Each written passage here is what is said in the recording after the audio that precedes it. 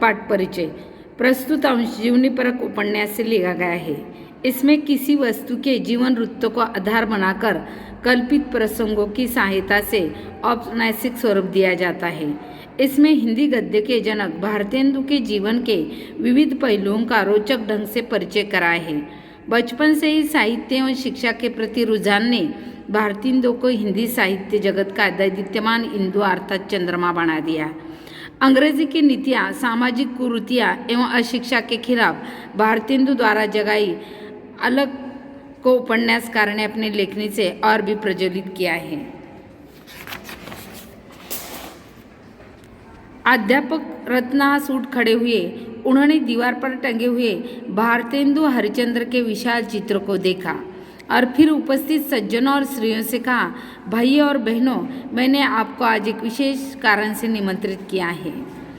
अध्यापक की आंखों में चमक थी। आने वाले सभी लोग उनसे परिचित थे, अतः सब में कौतूहल जाग उठा था। श्रीमती अनुराधा ने कहा, आज भारतेंदु हरिश्चंद्र का जन्म दिवस है।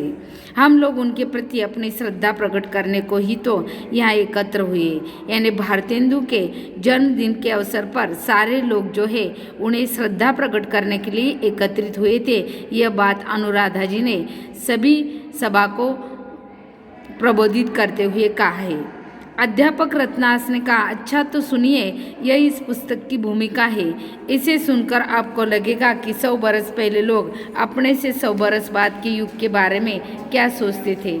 जिसमें हम रहते हैं उनका प्रारंभ 100 बरस पहले हुआ था और जिस युग में भारतेंदु की जीवनी लिखने वाला लेखक था उस युग का प्रारंभ स्वयं भारतेंदु हरिश्चंद्र ने किया था।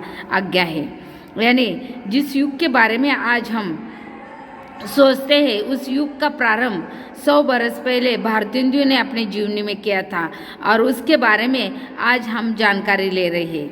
यानी कितने प्रतिभाशाली और शीघ्र बुद्धिमत्ता के ये बालक थे। अध्यापक ने किताब उठाकर देखा और पढ़ने लगे। भारतेंदु हरिश्चंद्र हिंदी के पिता माने जाते हैं। महाकवि रत्नाकर ने उन्हें भारती का सपूत कहा है। भारतेंदु को हिंदी जगत के हिंदी के जाने माने पिता माने जाते हैं। महाकवि रत्नाकर ने उन्हें भारती का सपूत यानी भारती का सुपुत्र कहा है। भारतेंदु भारतीय स्वतंत्रता के पहले संग्राम के समय 7 बरस के थे, अर्थात 1850 में उनका जन्म हुआ था। उनकी मृत्यु 34 वर्ष 4 महीने की अवस्था में 1885 में हुई थी। भारतेंदु के जन्म के समय उच्च वर्गों का बहुत बड़ा असर था, उच्च कुलों का ही सम्मान था। अतः भारतेंदु को यदि उस समय इतना अधिक महत्व दिया गया था तो उसमें कुछ अंश तक उनके कुल का भी प्रभाव था, परंतु उनसे अधिक धनी और उच्च कुल के लोग भी मौजूद थे। उनका इतना नाम क्यों न हुआ, यही बात स्पष्ट कर देती है कि वह व्यक्ति कुल के कारण नहीं वरन अपनी प्रतिभा और महत्व के कारण प्रसिद्ध हो चुका था। यानी भारतेंदु अपने बौद्धिक कुशाग्रता के कारण प्रसिद्ध हो चुके थे, कुल के कारण नहीं, पैसों के कारण नहीं। उनके पास ऐसी शीघ्र प्रतिभा थी कि जिसके कारण वे जनमानस में प्रसिद्ध हो चुके थे। भारतेंदु ने अपने साहित्य में कुल वर्ग का पोषण नहीं किया, यह उनके व्यक्तित्व के विकासशील होने का बड़ा सशक्त प्रमाण है।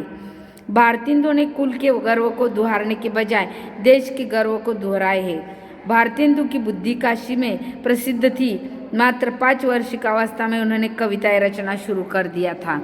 यानी काशी में उनके प्रतिभा के बारे में चर्चा होती थी। 5 वर्ष की उम्र में उन्होंने कविता लिखना प्रारंभ कर दिया था।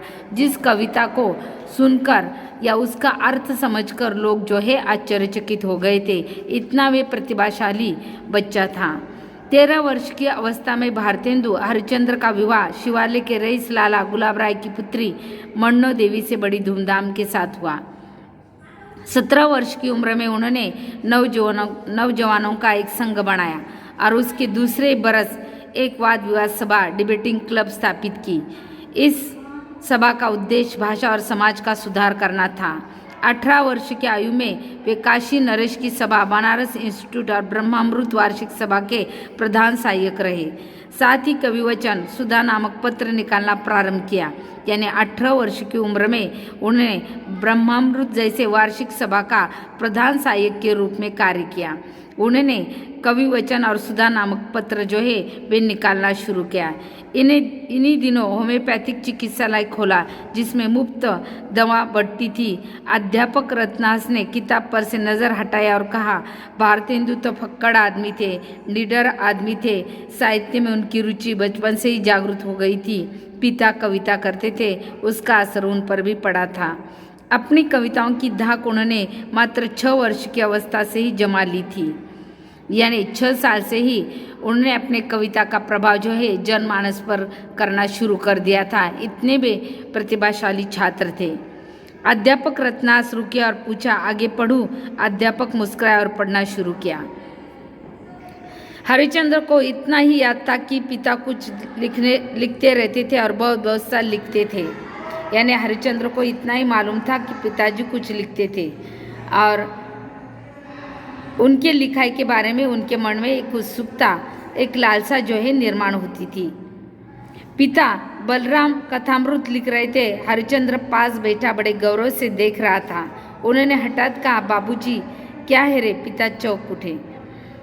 पिता ने आश्चर्य से बाबूजी मैं कविता बनाऊं? पिता ने आश्चर्य से देखा और कहा, तुम्हें अवश्य ऐसा करना चाहिए। हरिश्चंद्र की बातचीत खिल गई। वह उठ खड़ा हुआ और कुछ गाने लगा। पिता ने सुना तो गदगद होकर उठे। 6वां वर्ष लग रहा था। पिता अपनी कच्छप कथामृत सुना रहे थे। सोरठ पढ़ा,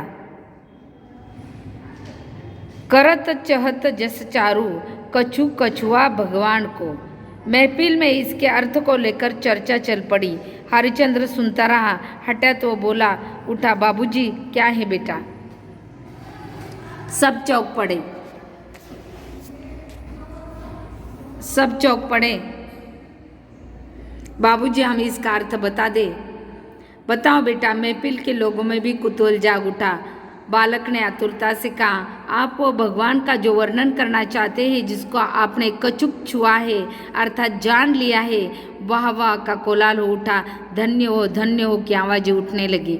उसने कहा कि कचुक छुआ यानी अर्थात जान लिया। यह बताते हुए पूरी सभा जो है उसमें कोलाहल उठ गया और हर एक कहने लगा कि धन्य हो बालक, धन्य हो बालक। अध्यापक रत्नास ने एक सांस लिया और पढ़ना छोड़कर कहा, यह भारतेंदु हरिश्चंद्र की जीवनी लिखने वाले ने विस्तार से भारतेंदु की पत्नी के चिंतन को व्यक्त किया है। आज्ञा हो तो पढ़ना शुरू करो। अवश्य, अनुराधा ने कहा।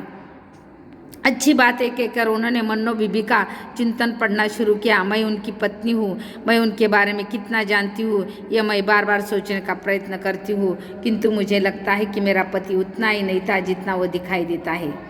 पत्नी का रवैया है। पत्नी कहती है कि मेरा पति क्या है, यह मैं जानती हूँ कि मेरा पति क्या है।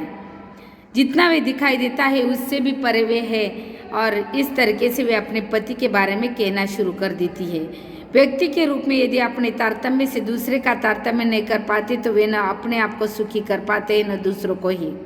उन्होंने हरिश्चंद्र घर पर ही अंग्रेजी और हिंदी की पाठशाला खोली थी। मैंने पूछा था क्यों आपको इसकी ज़रूरत ही क्या थी। पत्नी पूछती कि घर में पाठशाला खोलने की क्या ज़रूरत है। तब पति उत्तर देता है, उन्होंने कहा था मन्नो बीबी। फिर कुछ सोचने लगे थे, आप रुक क्यों गए? मैं नहीं जानता तुम समझ सकोगी या नहीं। क्यों?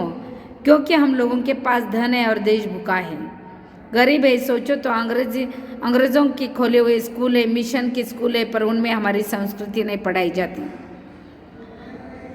तो क्या आप अंग्रेजी नहीं पढ़ाएंगे? यहाँ पढ़ाऊंगा मन्नो बीबी, पर इस मदरसे में एक भाषा को ही तो पढ़ाया जाएगा।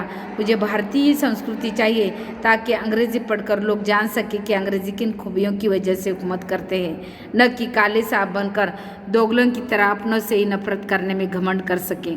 इस देश को बहुत बहुत पढ़े लिखे लोगों की ज़रूरत है। इसके लिए नए इंसानों की एक फसल खड़ी करनी होगी। इस देश में अंग्रेज़ी लोगों ने सिर्फ अंग्रेज़ी पढ़ाई, जिसके कारण हम शिक्षा से अनभिज्ञ रह गए, पढ़ लिख कर भी गंवार रह गए हैं। हम समझ नहीं पाते उनकी हरकत उनकी कानूनी तौर तरीके, और इस वजह से हम लोग जो है पीछे रह गए हैं और अंग्रेज हम पर राज्य कर रहे हैं, हम उनके गुलाम बन गए हैं। इस गुलामगिरी की जोखड़ से हमें बचाना हो तो हमें अपने देश की भाषा में शिक्षा की तालीम लेनी चाहिए। जब हम शिक्षित बनेंगे तब अपने हक, अपने अधिकार के बारे में जागरूक हो जाएंगे और तब हम समझ पाएंगे कि अंग्रेज़ों की करतूत कैसी है। यह बात वे अपनी भाषा में छात्रों को समझा देते थे।